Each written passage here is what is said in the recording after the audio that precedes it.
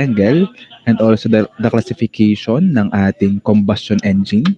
And then we proceeded to the classification naman ng internal combustion engine.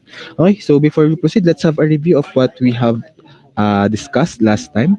So, as I have mentioned, yung ating index card, this is for your attendance. Ano? So, I will be calling you here, and then if you didn't answer, meaning you're absent in our class. Okay, so first question for our review ng ating last discussion. So, ano nga ulit yung ating FAR triangle? So, can you explain our FAR triangle? Ano yung sinasabi ng ating FAR triangle? Sige, let's have... Nandito ba si Cleofe? Yes po, sir. Okay, so from our discussion, how can you explain yung ating FAR triangle? So, start po sa air. Ang component po nito is yung oxygen. And then, next, siya din po yung nagsaserve as oxidizing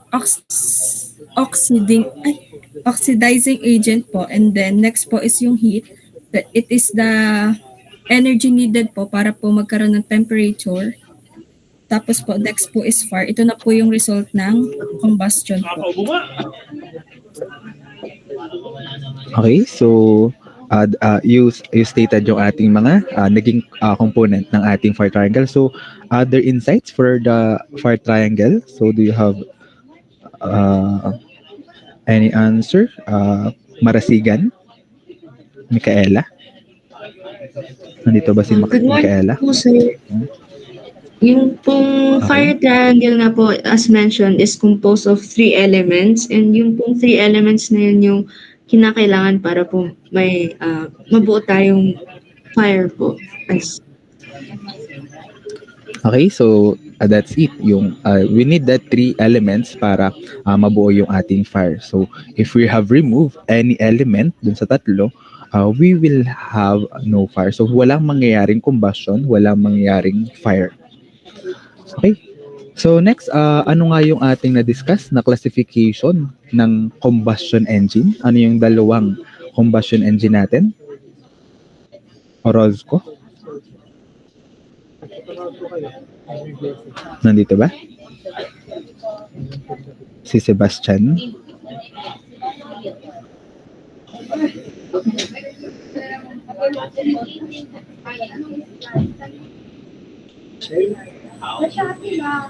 Wala ata si Orozco.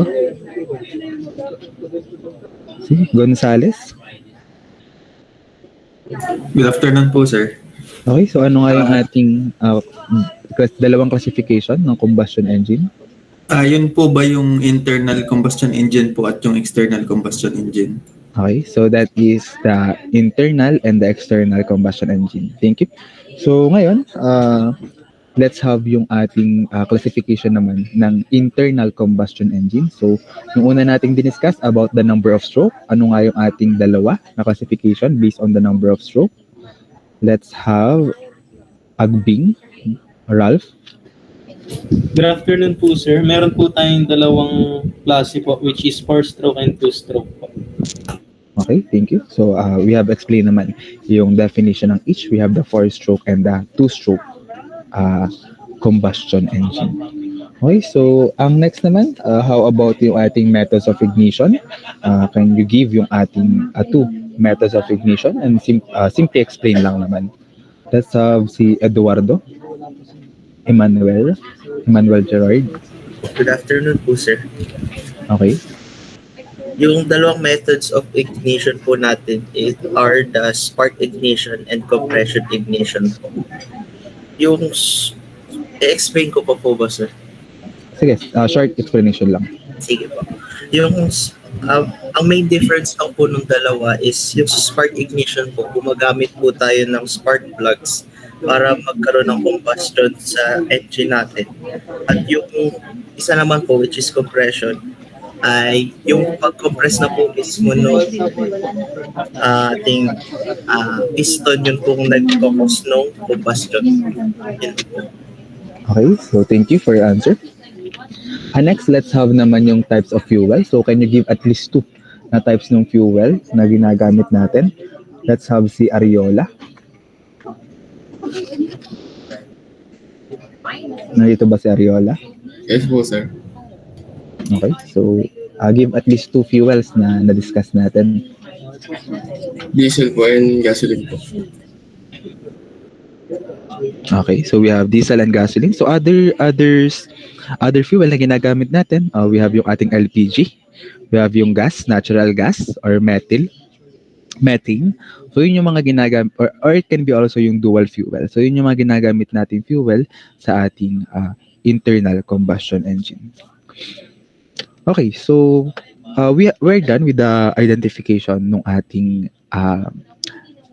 classification ng different types of internal combustion engine. So again, that is important for you to know kasi that will be critical in the future kasi we are going to analyze different internal combustion engines. So as I mentioned, different internal combustion engine will have a different cycle na nag-ooperate.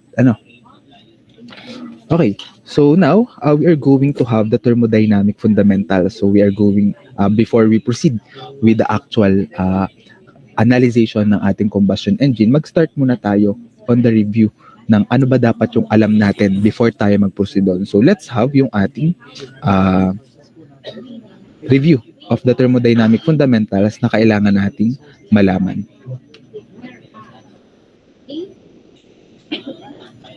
Having the negative direct and negative.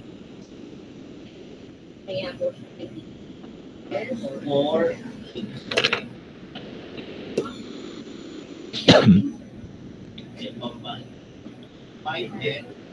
May nakikita ba yung screen?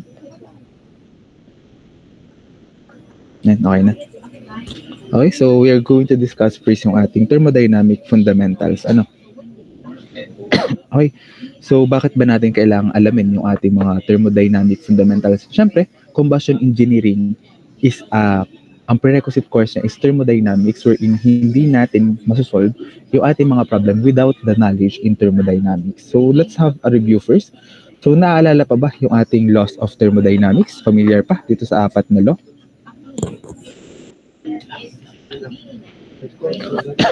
Okay, so can you explain in your own words, ano ba yung sinasabi natin kapag zeroth law of thermodynamics? So, based on what you know, so I think nakuha nyo na yung manual nyo, yung inyong lecture notes. Okay, so we have definition there. So I want you to have, based on that definition and based on what you know and what you remember from your thermodynamics classes, so how can you explain yung ating zeroth law of thermodynamics? Sige, let's have si Santos. Si Iko. Sir, for my explanation, ang zeroth law of thermodynamics po ay nag-state na heat or energy from a higher place to a lower place. Okay, so it can be, but then we have specific or may specific tayo na hinahanap na word when it comes to zeroth law. So others, can you have? Sige, si Kama. Yung thermal equilibrium po, sir. Okay, so that is correct. Yan lang yung sinasabi ng ating zeroth law of thermodynamics. That is the thermal equilibrium. So law of thermal equilibrium. So if the body A has the same temperature with body B and body B has the same temperature with body C, therefore body A and body C has the same temperature. So yun lang yung sinasabi ng ating zeroth law.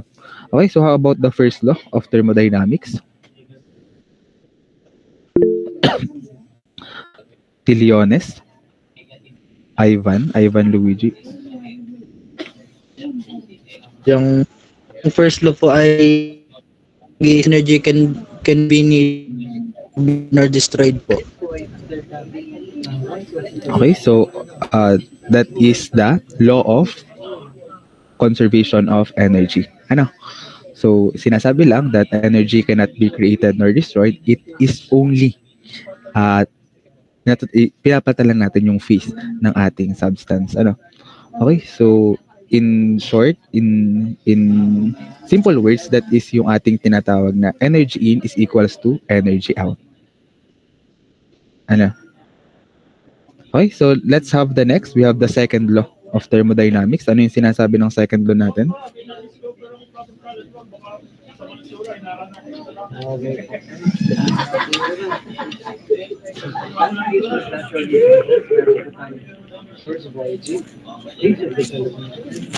For the second law, can you say it? Gutierrez?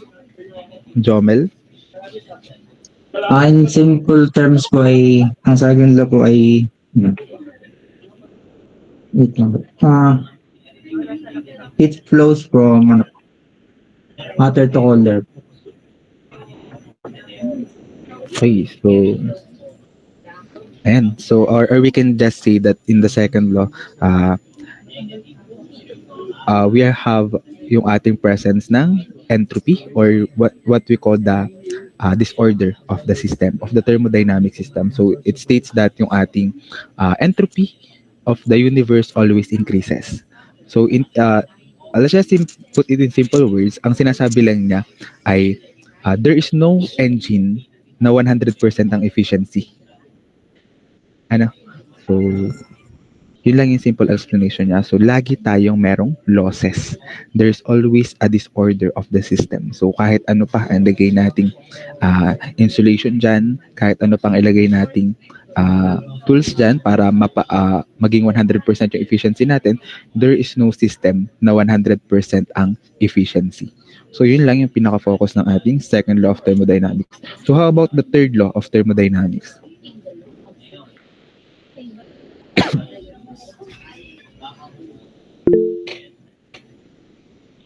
Try muna natin si Magnaye.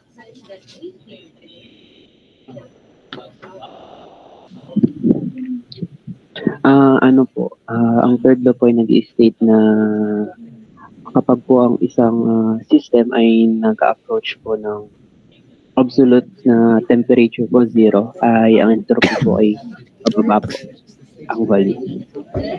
Okay, so, o kaya as the temperature approaches absolute zero, yung ating entropy also approaches zero. Ano? So yung entropy natin will reach zero. Ano? Okay, so okay, wait lang.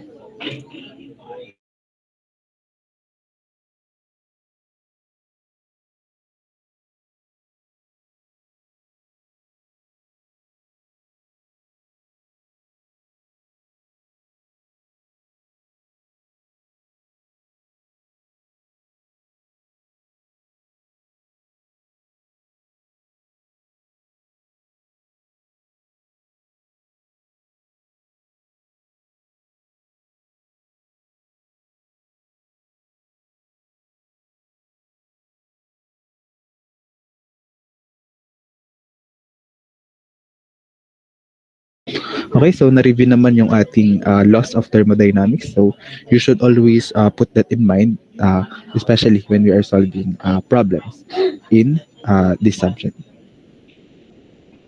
Okay na tayo dito? Naalala na yung ating mga laws? Okay. Isa pa, yung ating i-review ngayon is the ideal gas process. So again, dapat alam nyo na to, what is the golden formula ng ideal gas? Ano yung formula na yon? So lagi natin ginagamit yan when we are talking about our ideal gases. So let's have si Martinez.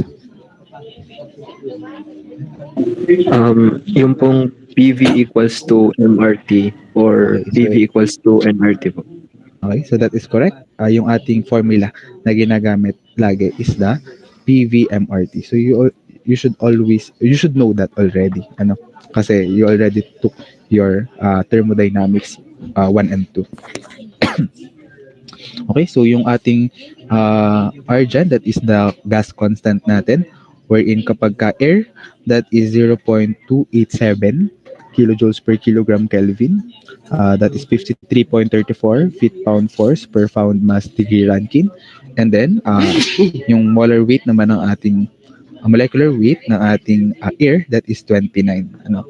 And then, kapag ka naman hindi given yung, pag hindi naman air yan, we should always use yung ating universal gas constant. So, we have the value of 8.3143 joules per mole Kelvin. So, yung ating universal gas constant, i-divide natin siya sa molecular weight kung anong element ang ginamit natin, kung anong gas ang ginamit natin. So, I have given here, nilagay natin dyan yung ating values ng molecular weight. Ito yung ating mga usually ginagamit na gases. Excuse me.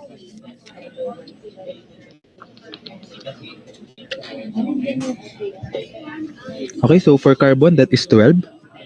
So, yung hydrogen kaya, bakit ang gagamitin natin is 1 times 2?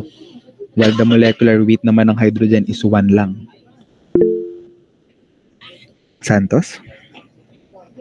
Since ang gagamitin po natin as a gas ay H2 po, hindi po hydrogen lang.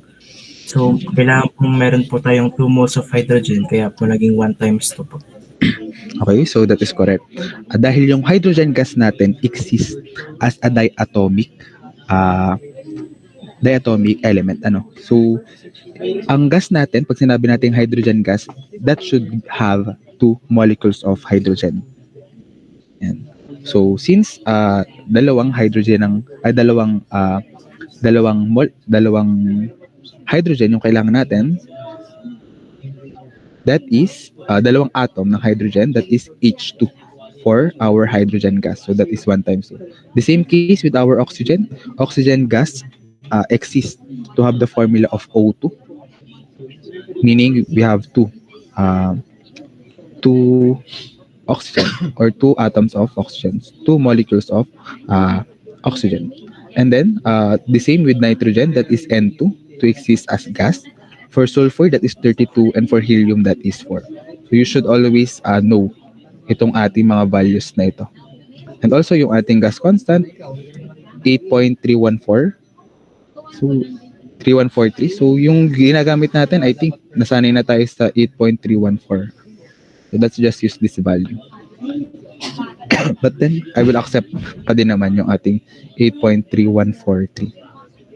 Okay, so we also have yung ating K. Yung K natin, that is the ratio of our specific heat. So that is our specific heat excuse me, specific heat at constant pressure over our specific heat at constant volume. Tapos, we can also say that yung ating R, that is equals to our CP minus our CV. So this is just a review naman. You should know these formulas before we proceed with the calculations ng ating combustion engine.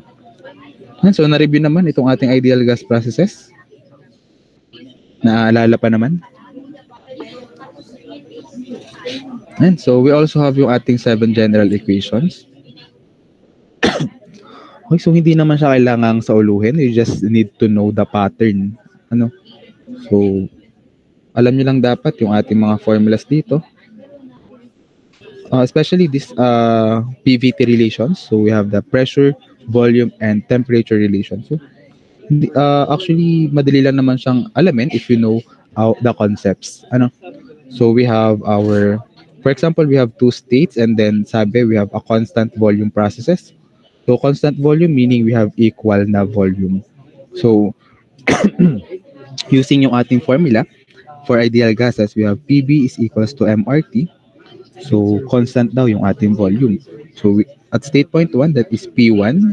Then, the volume is constant. And then, T1.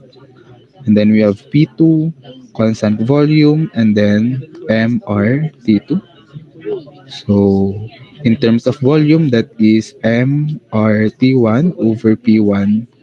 And also, MRT2 over P2. Then, cancel natin yung MR. So that is T1, P1 is equals to T2 over P2. So makikita natin, minanipulate lang naman yung formula dyan. So ginawa lang T1 over T2 is equals to P1 over P2. So para bawas isipin na din, yun ang mahalaga kapag alam nyo yung concepts. So the same goes, kapag constant pressure, you can have this. And then kapag constant temperature, you can have this value. So ito medyo mahaba-haba lang yung ating derivation dito. So you can search na lang for that if you want to know kung anong ginawa natin na derivation kapag isentropic at saka polytropic process. So we have this constant natin, yung PV raised to K, PV raised to N. Excuse me. Okay, so also kung makapansin nyo naman, isa lang din naman yung formula natin for our internal energy and for our change in enthalpy. So bakit nag-zero dito? Kasi we have constant temperature, so we don't have a change in temperature. Ayan. So work naman, derivation lang din yan. We have yung ating formula dyan na integration. Wait lang. Wait lang.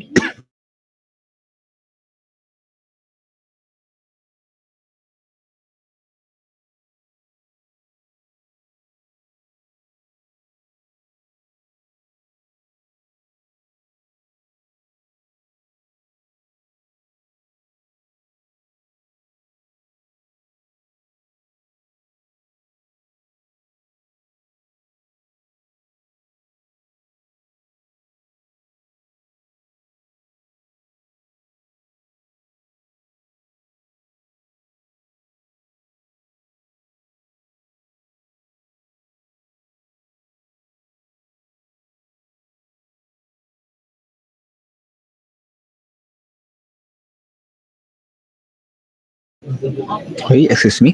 Sorry for that. So, yun namang work natin, that is just simply yung ating integration ng ating pressure times the derivative of our volume or change in P, or simply that is the pressure times the change in volume from states 1 to state 2. Babansin natin, nag-zero kapag constant volume kasi our change in volume is 0, so magzi-zero talaga yan. Okay, so pag-aralan nyo lang yung derivation, pwedeng hindi nyo nasauluhin yung ating mga formulas dito. Or if you are more comfortable, yung sinasaulo, that's your choice na. Ano? Okay, so we also have yung ating change in entropy. Change in entropy and the heat transfer. Ayan. Okay, so familiar pa naman, naalala pa itong ating mga formulas na to. Kasi we're going to use that in our discussions. Okay na dito? Ayan. Okay, so let's have this sample problem.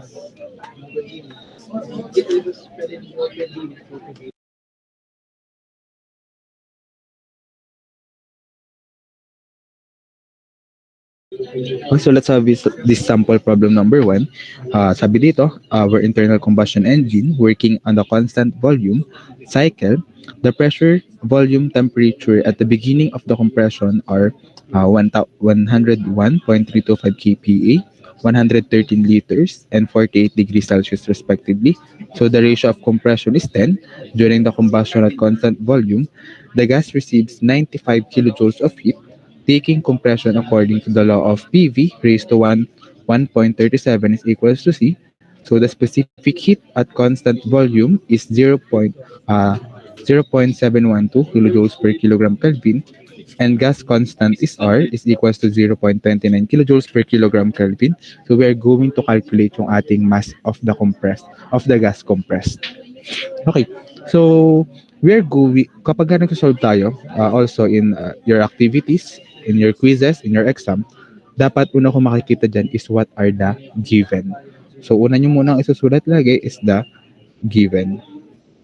So simply, let's have here, ang sabi dyan, the pressure, volume, and temperature at the beginning of the compression. So that is state point 1, meaning our P1 is equals to 101.325 kPa. Our volume 1 is 113 liters. And then our T1 is equals to 48 degrees Celsius. So, tapos binigay pa sa atin yung ratio of compression. So, kayo na yung magsusulat ng lahat ng given dito. But then, ang kinukuha lang naman sa atin is yung mass of the gas. Diba? Sobrang daming minention na given, pero mass lang naman yung kinukuha. So, with this given ba, makukuha na natin yung mass? The PV and T? Okay, so we have R pa. We have 0.29 kilojoules per kilogram Kelvin.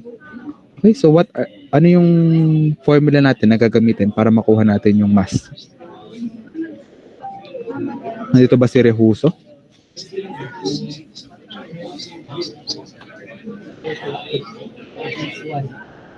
Rehuso, nandito ba? Okay, so ano kaya yung formula natin gagamitin para makuha yung mass?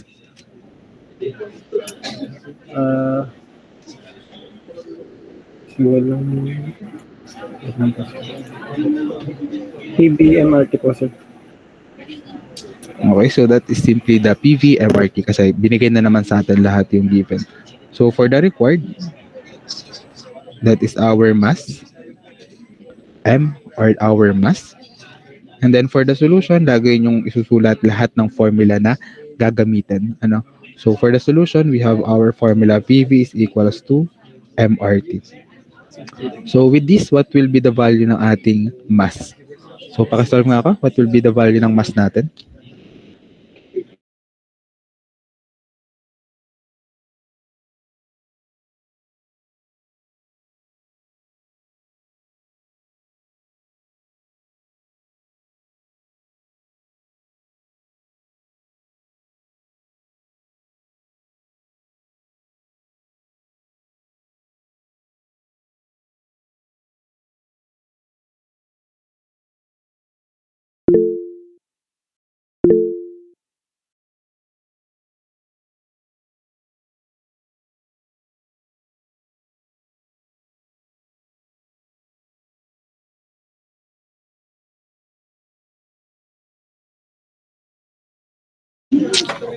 May mga sagot na ba? So let's try muna kung meron ng sagot si Hatulan. Hatulan, nandito ba? Hello po, audible po ba? Audible naman. So do you have answer na? Ang mass po na nakuha ay 0.122 hindi, 1 to 30 na lang kilograms. Okay, so yun. So 0.122 N. So kindly write na lang yung inyong magiging sagot dito.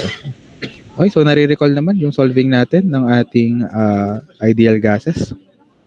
Ganyan lang naman yun. Okay, so for this sample problem number 2, so this will be your attendance for today. Ano?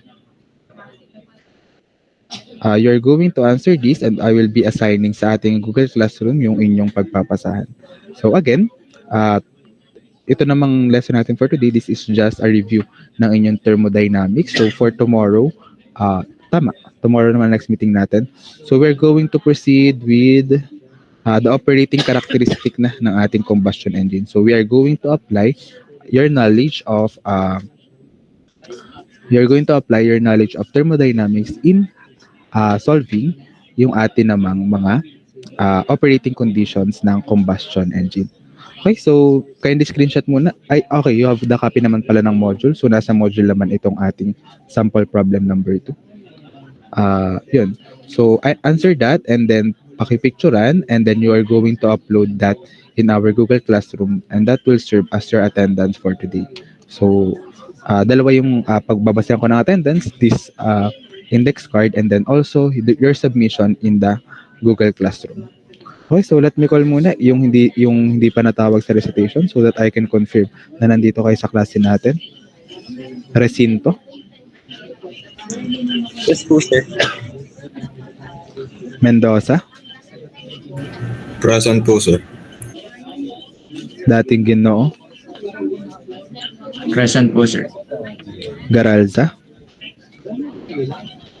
Present po, sir. Magyawe. Present po, sir. Kamo. Present po. Okay na pala tong kay Kamo. Patulay. Present po. Romualdo. Sir, present po. Bayeta. Present po, sir. Liwanag. Present po. Manalo. Present po. Tumbaga. Present po. Perinya. Present po, sir. Morales, Present po. Dobria, Present po. Ilagan, Present po. Susni,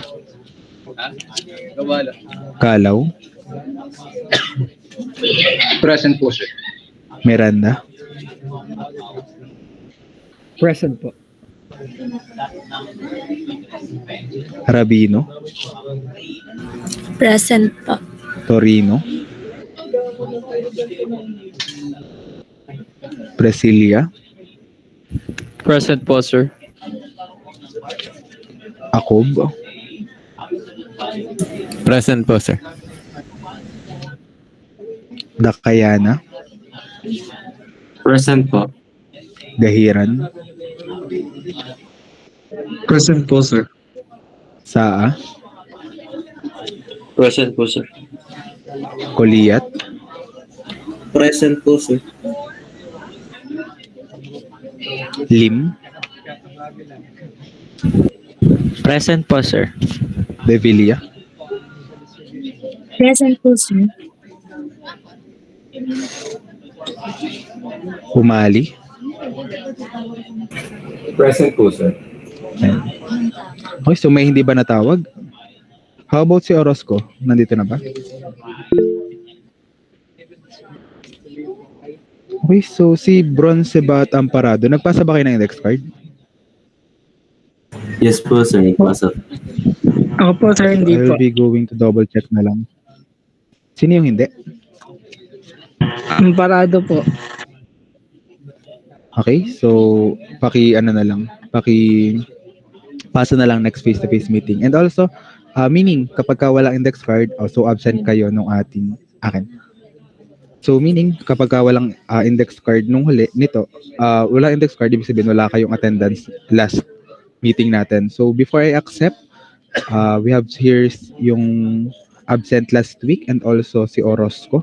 So kindly have the admission slip from our guidance counselor. So kuha lang kayo ng form dun sa guidance office natin before pumasok sa ating klase. So that is just for documentation wherein I can have the proof na absent kayo sa klase natin. So pakikuha na lang sa ating guidance. So next face-to-face nyo pa, mapapasa yung ating admission slip. So I will not accept yung mga absent kapag ka walang pinasang admission slip. Okay, so may tanong pa ba? Santos? Sir, saan po isusulat yung yung problem to po? Any paper naman, I just want to see kung naalala pa yung ating mga pagsasolve. Noted po, sir. Thank you po. Okay, other questions? Meron pa ba?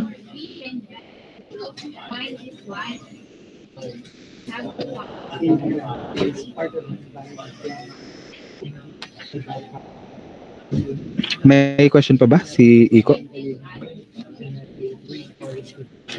Sorry po, sir. Naiwan po ang kamay po. Okay. Sige. If you don't have any other questions, so there, I will give the remaining time for you to answer naman yung ating sample problem number 2. So if you don't have any other question, you can already leave the meeting. Thank you. Thank you po. Thank you po, sir. Thank you, sir. Thank you po, sir.